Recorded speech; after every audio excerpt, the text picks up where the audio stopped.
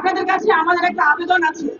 বাংলাদেশ নারী মুক্তি কেন্দ্র সব সময় সারা দেশে সংগঠিত নারীদের উপরে যে নির্যাতন নিপীড়ন হয় তার বিরুদ্ধে আন্দোলন সংগ্রাম গড়ে তুলবার চেষ্টা করে, তার প্রতিবাদে সংগঠিত হয় এবং এই অপরাধীদের দৃষ্টান্তমূলক শাস্তির দাবিতে রাস্তায় নামে। আমি আমাদের যে ভাইরা আছে এখানে তাদের কাছে আবেদন রাখতে চাই, এখানে আপনারা কেউ আমাদের পিতা আছেন, কেউ আমাদের ভাই, কেউ আমাদের বন্ধু। একবার ভাবেন, আপনার সন্তান যদি আজকে এই পরিস্থিতির মধ্যে পড়তো, আজকে আপনি এখানে দাঁড়িয়ে থাকতে পারতেন না।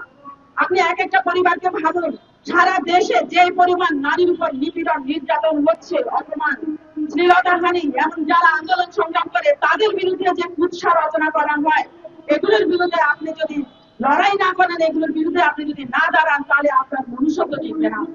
আপনার মনুষ্যত্ব, আপনি যে মানুষ, আপনি যে প্রাণী নয়, আপনি যে গরু ছাগল হাঁস মুরগি নয়, আপনি যে মানুষ, আপনার সেই প্রমাণটা রাখতে হবে।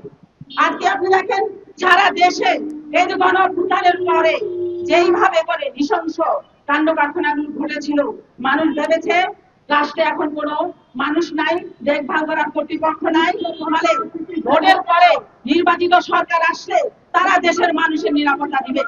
সেই নিরাপত্তা আমরা দেখছি না।